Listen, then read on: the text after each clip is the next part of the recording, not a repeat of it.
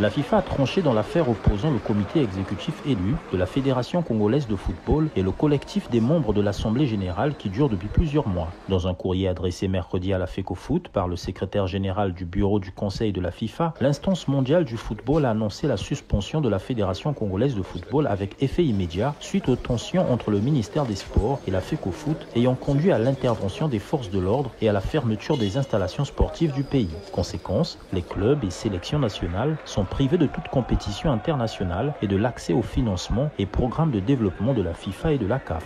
Le fait le plus criard, c'est que nous avons des jeunes qui devaient participer à partir du 16 au Cameroun au tournoi zonal de l'UNIFAC, tournoi qualificatif donc à la Coupe d'Afrique des Nations qui aura lieu au Maroc, des U17, donc des jeunes qu'on appelle les cadets.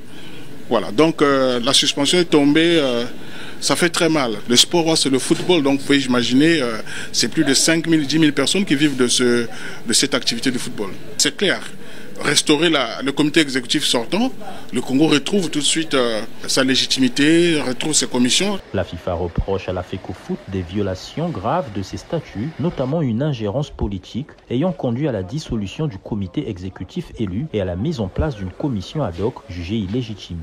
Pour faire tomber par exemple le COMEX, il y a le collectif des présidents qui avaient signé la pétition. Mais ceux qui ont signé cette pétition, c'est les dirigeants, mais pas les présidents des clubs, comme on le dit. Donc il y a des usurpateurs et des faussaires. Certains moments, imiter la signature de certains dirigeants, Mayolas, s'il a commis, s'il a mal géré, il devait rendre compte à qui de droit, c'est-à-dire à la FIFA ou à la CAF. Mayolas avait été élu. Restituer le siège et les installations de la FECOFOOT au comité exécutif, annuler toute modification des signataires des comptes bancaires et garantir l'autonomie de la fédération sans ingérence extérieure. Voilà les